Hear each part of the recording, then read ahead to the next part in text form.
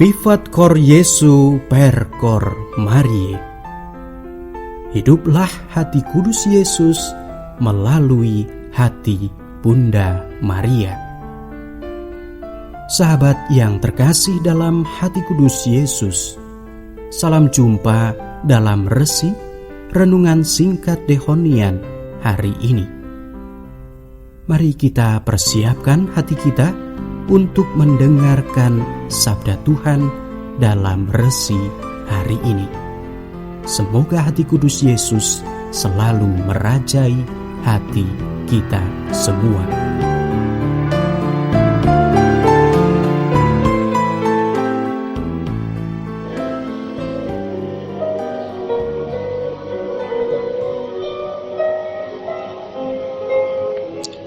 Saudara-saudari, salam jumpa dengan saya Romo Anselmus Inharjanto SY dalam resi Selasa 7 Februari 2017. Semoga berkat Tuhan tercurah melimpah di awal hari ini, sehingga hidup kita berlimpah damai dan sukacita. Mari kita renungkan Injil Markus bab 7 ayat 1 sampai dengan 13.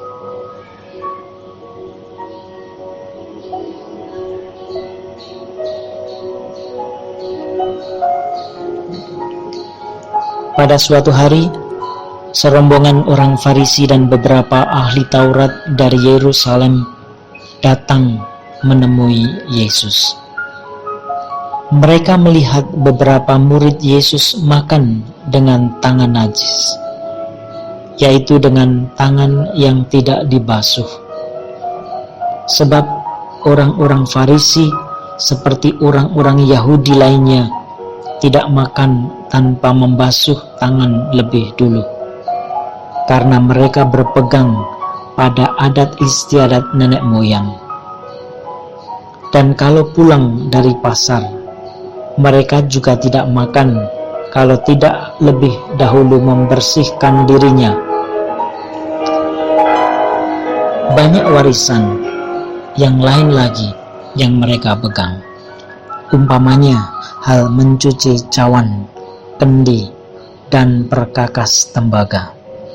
Karena itu orang-orang Farisi dan ahli-ahli Taurat itu bertanya kepada Yesus, "Mengapa murid-muridmu tidak mematuhi adat istiadat nenek moyang kita? Mengapa mereka makan dengan tangan najis?" Jawab Yesus kepada mereka, "Benarlah nubuat Yesaya tentang kamu, hai orang-orang munafik. Sebab ada tertulis, bangsa ini memuliakan aku dengan bibirnya, padahal hatinya jauh daripadaku. Percuma mereka beribadat kepadaku, sebab ajaran yang mereka ajarkan ialah perintah manusia. Perintah Allah kamu abaikan untuk berpegang pada adat istiadat manusia." Yesus berkata kepada mereka, "Sungguh pandai kamu mengesampingkan perintah Allah, supaya kamu dapat memelihara adat istiadatmu sendiri. Karena Musa telah berkata, hormatilah ayahmu dan ibumu, dan siapa yang mengutuki ayahnya atau ibunya harus mati. Tetapi kamu berkata, kalau seorang berkata kepada bapa atau ibunya, apa yang ada padaku yang dapat digunakan untuk pemeliharaanmu, sudah digunakan untuk kurban, yaitu persembahan kepada Allah, maka kamu membiarkan diri untuk tidak lagi berbuat sesuatu pun bagi bapa atau ibunya. Dengan demikian, sabda Allah kamu nyatakan tidak berlaku demi adat istiadat yang kamu ikuti itu. Dan banyak hal lain seperti itu yang kamu lakukan." Demikianlah Injil Tuhan.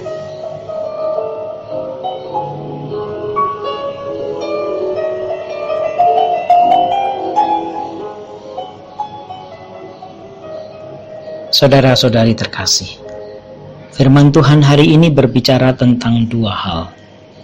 Pertama, tradisi atau adat istiadat nenek moyang yang menurut orang-orang Farisi dan ahli Taurat tidak dipelihara oleh para murid Yesus. Para murid mereka anggap tidak mengindahkan warisan adat istiadat budaya mereka. Hal kedua adalah perintah Allah yang justru dikesampingkan oleh orang-orang Farisi dan ahli Taurat demi menjunjung tinggi tradisi nenek moyang, tradisi yang diciptakan oleh manusia. Dengan bijak, Yesus mengutip kitab Nabi Yesaya untuk membuktikan kemunafikan mereka.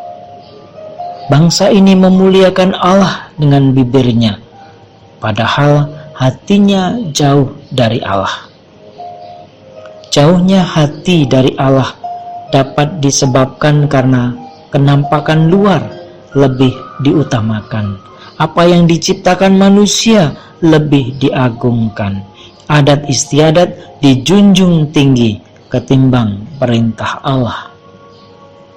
Yesus hendak memberi kesadaran kepada kita melalui kisah hari ini. Praktik kesalehan yang nampak di luar, pujian melalui bibir, ungkapan fisik, tradisi warisan leluhur sudah semestinya mengalir dari hati terdalam yang digerakkan oleh perintah Allah sendiri. Hati yang memuliakan Allah ternyata lebih utama daripada hanya bibir yang memuliakan namanya. Namun lebih luhur lagi pastinya pujian di bibir karena mengalir dari hati yang dekat dengan Allah. Tuhan memberkati.